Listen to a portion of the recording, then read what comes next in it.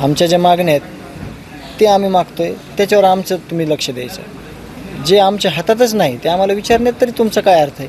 बरोबर. आम्ही म्हणण्यानं देणार आहेत का किंवा घेणार आहेत का? किंवा आम्हाला जे दडपण दिलं जातं आहे, आम्हाला जे प्रेशर दिलं जातं आहे. 25 तारखेला मसाजोगचे नागरिक आंदोलन करणार आहेत आणि या आंदोलनाच्या मागण्या खरं तर यापूर्वीसुद्धा देशमुख कुटुंबियांनी केल्यात, मसाजोगच्या नागरिकांनी केल्यात. मात्र ह्या मागण्या पूर्ण होत नाही आहेत आणि प्रशासनाला, सरकारला हे लक्षात आणून देण्यासाठी हे आंदोलन होणार आहे. आणि याच आंदोलनाच्या अनुषंगानं आज मनोज जरांगे पाटील आले होते. काय चर्चा झाली, आंदोलनाच्या दिशा कशा ठरली, या संदर्भात बोलण्यासाठी धनंजय देशमुख आपल्यासोबत आहेत. मला सांगा, काय नेमकं ठरलं, कशा प्रकारचे हे आंदोलन असणार आहे आणि या संदर्भात मनोज जरांगे पाटील यांनी काय आवाहन केलं आहे? दादांची अशी इच्छा होती की हे आंदोलन तुम्ही करू नये. ज्यावेळेस जे पीडित कुटुंबीय आहे, देशमुख कुटुंबीय, त्याच्यावर आणि गावावर जी वेळ आलेली आहे आंदोलन करण्याची, तर ही दुर्दैवी आहे. तुम्ही या संदर्भात आंदोलन करू नये.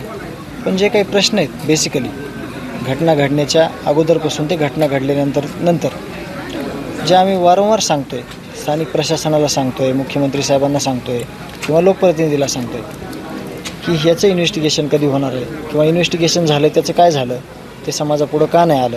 कमीत कमी ही एक गोष्ट मी बोललो होतो पाठीमागं की कमीत कमी सहकार्य करणाऱ्यांची नावं तरी घोषित करा. ज्यांनी ह्या चुकीच्या लोकांना सहकार्य केलं आहे, ज्यांनी आरोपींचं समर्थन केलं आहे, ज्यांनी आरोपींना गाड्या पोचवल्यात, ज्यांनी आरोपींना फोनपे पैसे केलेत, या लोकांची नावं जाहीर करा. कळू द्या समाजाला की हे चुकीचं समर्थन करणारे लोक आहेत, यांच्यापासून समाजाला धोका आहे. तर असं कुठलंही आमचं जे काही सरकारी वकिलासंदर्भात असेल, जो फरार आरोपी आहे त्याच्यापासून धोका आहे, तो कितीतरी प्रकारचे पुरावे नष्ट करत असेल, केले असतील, याला जिम्मेदार कोण आहे, या संदर्भात जे गावकऱ्यांनी अन्नत्याग आंदोलनाचा पवित्रा घेतलेला आहे त्या संदर्भात मनोजदादांशी आमची चर्चा झाली आणि आम्ही त्यांना सांगितलं की दादा तुम्ही यामध्ये सहभागी होऊ नका. गावकरी आणि आम्ही कुटुंबीय या आंदोलनात सहभागी होत आणि आंदोलन करू. काल ज्यावेळी सुरेश धस यांनी पत्रकार परिषद घेतली त्यावेळी जर धनंजय मुंडे यांचा राजीनामा सगळे लोक मागतायत तर धनंजय मुंडे यांनी राजीनामा द्यायला पाहिजे, काय हरकत आहे? पुन्हा जर तुमचं नाव त्याच्याशी जोडलं गेलं नसेल किंवा तुम्ही तपासात कुठं सापडलं नसेल तर पुन्हा तुम्ही तुमचं मंत्रिपद प्रस्थापित करू शकता असं म्हणाले होते. तुमचं काय मत आहे की धनंजय मुंडे यांनी राजीनामा दिला पाहिजे? त्याचं मुख्यमंत्र्यांनी ठरवायचं, मुख्यमंत्री साहेबांना, उपमुख्यमंत्री साहेबांना ठरवायचं. आमच्या ज्या मागण्या आहेत ते आम्ही मागतोय, त्याच्यावर आमचं तुम्ही लक्ष द्यायचं. जे आमच्या हातातच नाही ते आम्हाला विचारण्यात तरी तुमचा काय अर्थ आहे?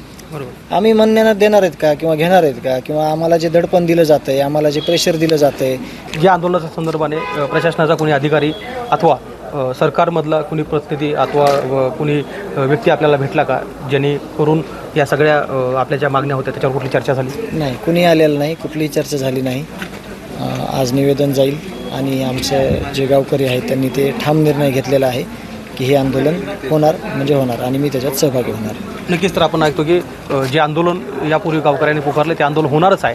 अद्याप सरकारचा कोणी व्यक्ती देशमुख कुटुंबियाशी अथवा गावकऱ्याशी भेटलेला नाही आहे. त्यामुळं देशमुख कुटुंबीय ठाम आहेत, किंबहुना मसाजोगचे नागरिक ठाम आहेत की 25 तारखेला मागण्यासंदर्भातलं आंदोलन हे केलं जाणार आहे. कॅमेरामन प्रमोद जोशीसह गोविंद शेळके, ABP माझा, मसाजोग, बीट.